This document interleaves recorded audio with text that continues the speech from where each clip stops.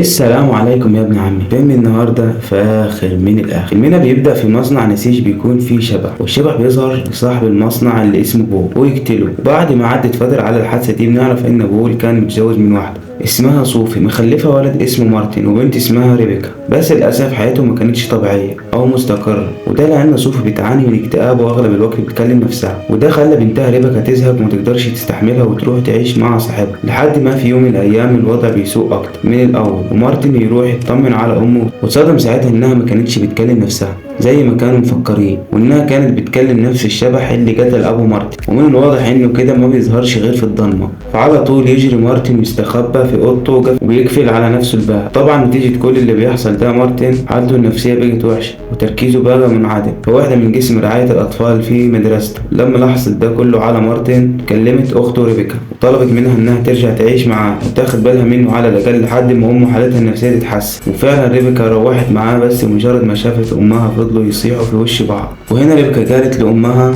أنت بطلتي تاخدي أدوية الاكتئاب ليه؟ وليه ما بقيتيش تهتمي بمارتن؟ والتانية تقول لها أنت سايبانا من زمان ومتعرفيش عننا حاجة ومش قادرة تحسي بالضغط اللي عليا بعد ما بقول ما كلمة من هنا على كلمة من هنا. قررت إنها تاخد مارتن يعيش معاها في بيتها اللي هي عايشة فيه وتبعد عن أمها وكل الرعب والقرف اللي هي عايشة فيه. بس للأسف يظهر كده إن الشبح ما قدرش يتخلى عنه وراحت معاه. وهنا الست اللي شغالة في قسم رعاية الطفل اللي قالت لهم إن مارتن حالته النفسية وحشة لما عرفت إن ريبيكا أخدت مارتن يعيش معاها رجعته لأمه، لأن القوانين بتشترط إن الابن يعيش مع أمه مش أخته بعد وفاة الأب. ولو ريبيكا عايزة تاخده بالعافية لازم توقف قصاد أمها في المحاكم، يعني قصة حزينة كده من الآخر. فاضطرت ريبيكا إنها تسيبه لأمه وتاخده وخلاص. لكن الكارثة اللي حصلت بعد كده إنها اكتشفت إن الشبح ده كان واحدة صاحبة مامته اسمها ديانا، والمفروض إنها ماتت من زمان. ومش كده وبس، افتكرت كمان إن وهي صغيرة الشبح أو ديانا جات لها في اليوم من الأيام واخدت كراسة الرسم بتاعتها ورسمت لها المنظر اللي انتوا شايفينه ده. وساعتها ريبيكا أخيرا ابتدت تقتنع إن أمها مش مجنونة أو بتكلم نفسها، وتكتشف فعلا إن شبح ديانا موجود وهو اللي بيخليها في الحالة دي. وعشان كده قررت إنها ترجع تعيش مع أمها وأخوها،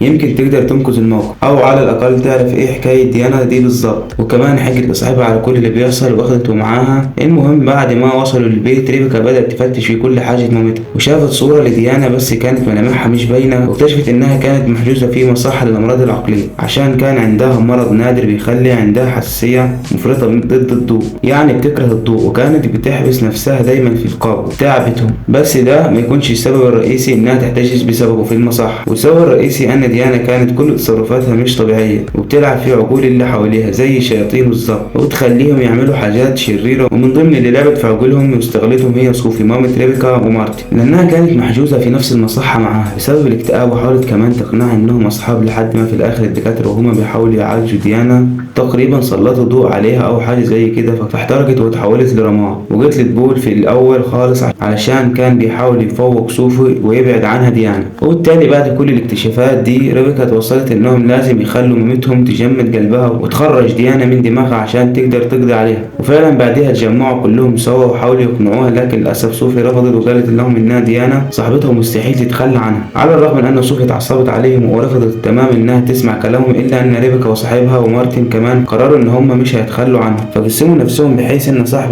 ريبيكا هينام على الكنبه اللي في الصاله تحت، وريبيكا هتنام مع اخوها في اوضته، وطبعا هيسيبوا كل الانوار مفتوحه علشان ديانا. بس قبل ما ريبيكا تروح تنام مامتها فتحت الباب وطلبت منها انهم يبداوا صفحه جديده مع بعض. وكان واضح من شكلها ونظره عينيها انها ندمانه او بتتعذب فعلا بس مش قادره تتكلم. في الاخر حضنتها واديت لها ورقه ودخلت تاني لاوضتها، ولما ريبيكا بتبص في الورقه لقيتها كاتبه فيها انها محتاجه المساعده. وهنا ابتدينا ندخل في الجد، وهم نايمين بالليل النور فجاه يقطع عليهم، فريبيكا اضطرت انها تنزل القبو علشان ترجعه تاني. ومارتن يلاحظ انها قامت من جنبه قام خرج من الاوضه. وديانا هنا قاعده تطارده في كل حته يروحها لحد ما نزل القبو عند اخته. وديانا قفلت عليهم الباب وحبستهم، وبعد كده راحت لصاحب ريبيكا فضلت تطارده زي ما عملت مع مارتن، بس هو كان بيحاول يحمي نفسه باي حاجه تطلع ضوء. ونجح ان هو يخرج بره البيت وبلغ البوليس. واضطرت ديانا انها تروح لريبيكا وفضلوا يصيحوا ويجروا ورا بعض وخرجوا من القبو، بس ده ما منعش ديانا انها تخلص عليهم واحد ورا التاني. وقدرت وبدأت تموت واحد من الضباط بطريقة وحشية جدا. وهنا صوفي بتنقذ الموقف لأنها لقت إن الوضع زاد عن حده وخوفا على عيالها، بس للأسف كان الحل الوحيد هو إنها تقف أمام ديانا وتقول لها أنا اللي عملتك وأنا اللي هموتك. وهنا ريبيكا وصاحبها ومارتن يقرروا يعيشوا مع بعض وما يتخلوش عن بعض تاني. السلام عليكم ورحمة الله وبركاته. ما تنساش تصلي على النبي وتعمل لايك واشتراك في القناة، عاوزين نوصل قناة 1000 مشترك.